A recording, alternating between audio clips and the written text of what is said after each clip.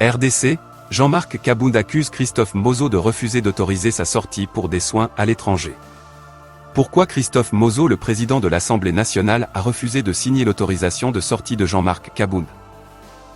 Jean-Marc Kabound, vice-président de l'Assemblée nationale, accuse Christophe Mozo, président de cette institution, de refuser de signer son autorisation de sortie pour des soins à l'étranger. Il le lui a exprimé dans une lettre déposée auprès de ses services le 16 février. Jean-Marc Kabound rappelle à Christophe Mozo que le fait de ne lui avoir pas octroyé l'autorisation de sortie jusqu'à présent malgré son rapport médical mis à sa portée pour éclairer sa lanterne, s'apparente à une violation délibérée du règlement intérieur de la Chambre basse du Parlement, en son article 109, alinéa 5 qui stipule que le député national a droit à l'évacuation sanitaire pour lui-même, son conjoint et ses enfants à charge, accompagné d'un médecin et d'un garde-malade, s'il échait.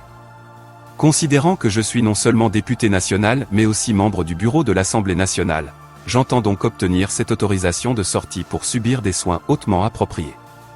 Il s'agit donc d'un droit constitutionnellement garanti.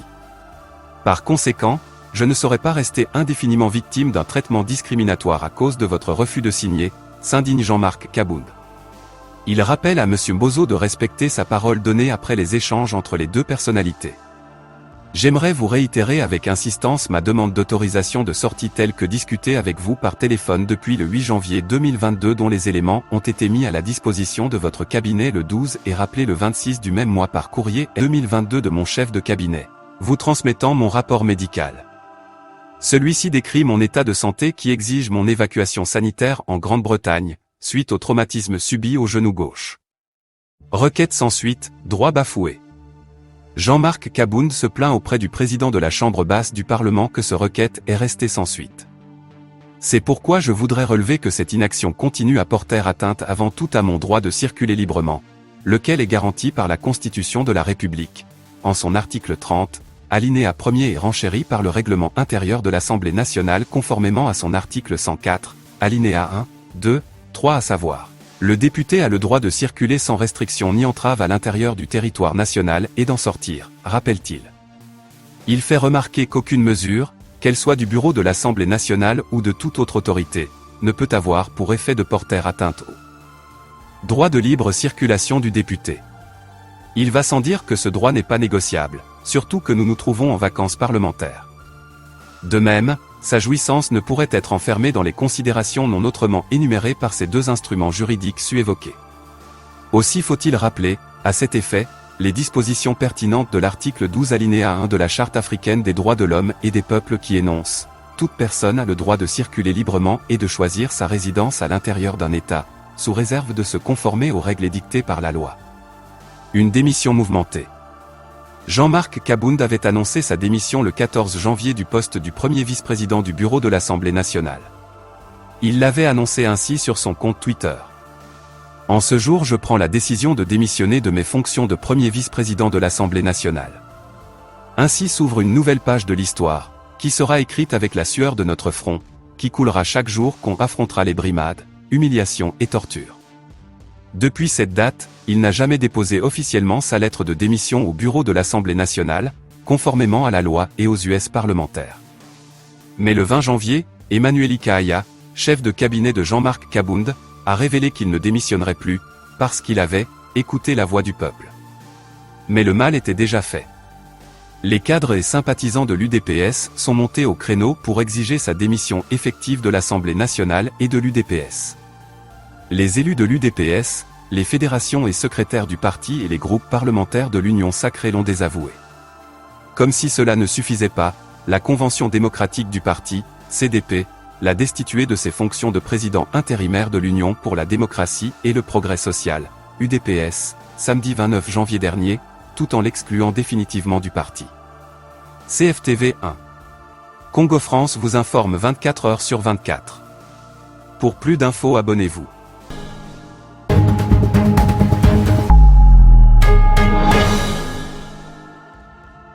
Le RDC, envoyé spécial de Tshisekedi en Ituri, Thomas Lubanga et ses 5 collaborateurs toujours en otage par les miliciens.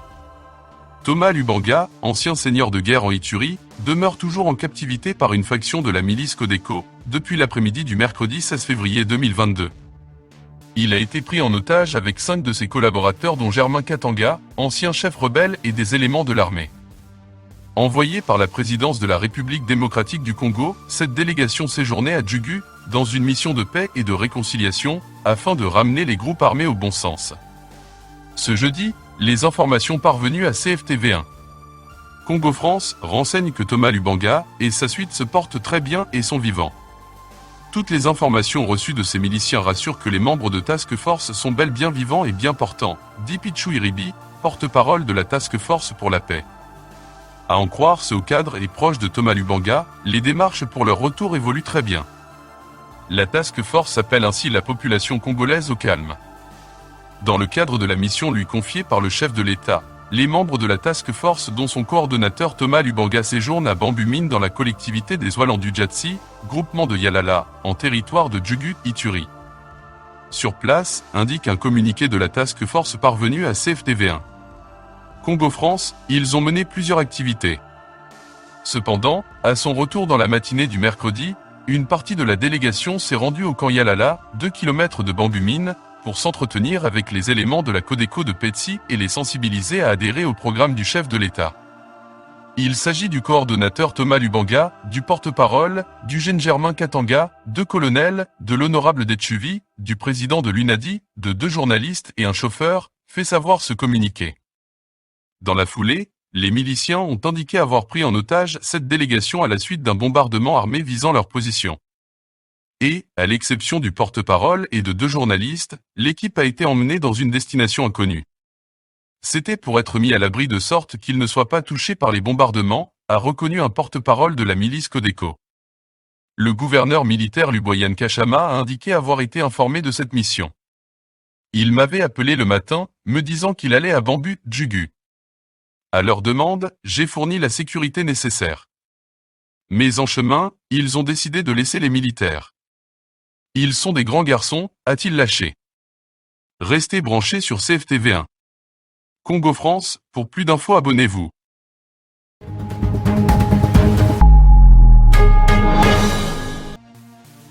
ERDC, l'armée renouvelle sa loyauté à Félix Tshisekedi malgré les vicissitudes du moment. Le chef de l'État Félix Tshisekedi a convoqué ce jeudi au Palais de la Nation, les officiers de l'armée et de la police pour une causerie morale, au cours de laquelle il les a encouragés. Il a surtout rappelé à l'ordre les véreux et indisciplinés. La réunion était plus importante pour le chef de l'État au regard de la situation sécuritaire de l'heure récemment marquée par la déclaration de la présidence de la République sur une tentative d'atteinte à la sûreté de l'État. Pour ce faire, les officiers de l'armée et de la police ont renouvelé, sans faille leur fidélité et leur loyauté, au commandant suprême qu'ils promettent de soutenir malgré les vicissitudes du moment. Face aux vicissitudes du moment, nous militaires, policiers, bâtisseurs du service national, rassurons votre suprême autorité qu'aucune action de séduction de quelque nature que ce soit, ni une quelconque campagne d'intoxication ne viendront ébranler notre engagement citoyen et notre détermination à demeurer apolitique, républicain et légaliste pour la défense de la cause Congo, disent les officiers dans une déclaration. Il y a 2 semaines, le Conseil spécial en matière de sécurité du chef de l'État, François Beya, a été arrêté. Il est détenu au QG de l'Agence nationale de renseignement, ANR, où il subit un interrogatoire dans le cadre de l'enquête sur la tentative d'atteinte à la sûreté de l'État. Depuis, toutes ses propriétés et bureaux sont perquisitionnés par les services de sécurité. Il a été temporairement remplacé à son poste par l'un de ses assistants, Jean-Claude Boukassa. Félix Tshisekedi a réuni les officiers de l'armée et de la police ce jeudi. Le chef de l'État a rencontré ce jeudi 17 février à Kinshasa les officiers des forces armées de la République démocratique du Congo, FARDC, et de la police nationale congolaise, PNC. Toutes les unités représentées, le président de la République a salué et encouragé les forces de l'ordre et de sécurité pour le travail abattu à travers le pays. La question de détournement des fonds mis à la disposition notamment de l'armée pour les opérations dans l'est du pays a déjà été évoquée plusieurs fois par Félix Tshisekedi. Il avait même parlé de l'existence d'un réseau de « mafia » au sein de l'armée. Restez connectés sur CFTV1. Congo France.